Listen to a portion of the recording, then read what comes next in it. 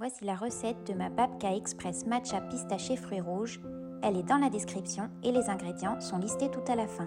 Bienvenue sur ma chaîne YouTube Les Gourmands. Cuisine en scène Tartellemi, c'est une danseuse qui adore la pâtisserie. Commencez par équeuter les fraises, puis les couper en morceaux, les mettre dans un bol. Ajoutez les framboises. Ajoutez la vanille et le sucre.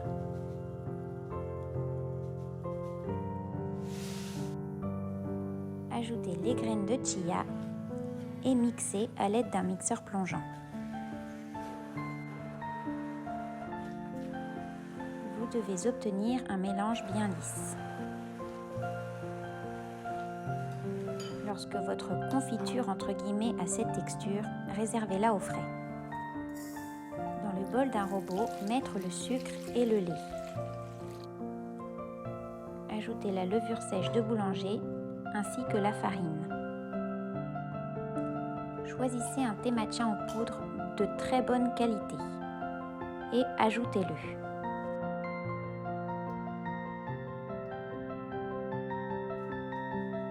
Ajoutez ensuite la levure chimique et une pincée de sel fumé.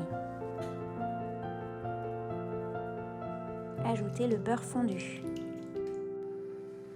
Pétrissez pendant 8 minutes jusqu'à ce que la pâte se décolle des bords du bol.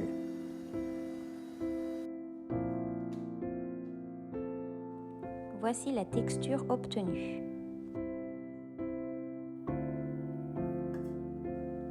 Posez la pâte sur le plan de travail graissé. À l'aide de vos mains ou d'un rouleau à pâtisserie, étalez la pâte jusqu'à former un grand rectangle.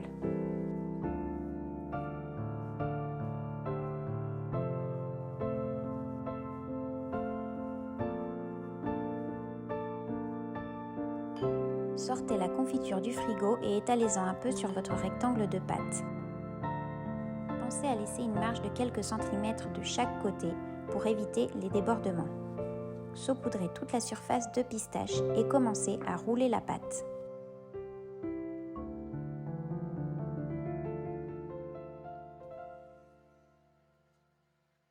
Rabattre le bord supérieur et bien souder pour enfermer la garniture. Placez la babka dans votre moule préalablement graissé. La décorer avec des pistaches. La placer sur une plaque à four avec un ramequin d'eau et la mettre dans le four non préchauffé. Allumez le four à 180 degrés et laissez la babka cuire entre 35 et 40 minutes. Laissez-la refroidir avant de la couper. Tadam! Admirez ce moelleux. Cette babka est vraiment délicieuse. Voici les ingrédients. Servez-la avec un matcha latte et avec un peu de confiture que vous aurez réservé. Bon appétit les gourmands! J'espère que cette vidéo vous aura plu et que vous me suivrez sur ma chaîne YouTube.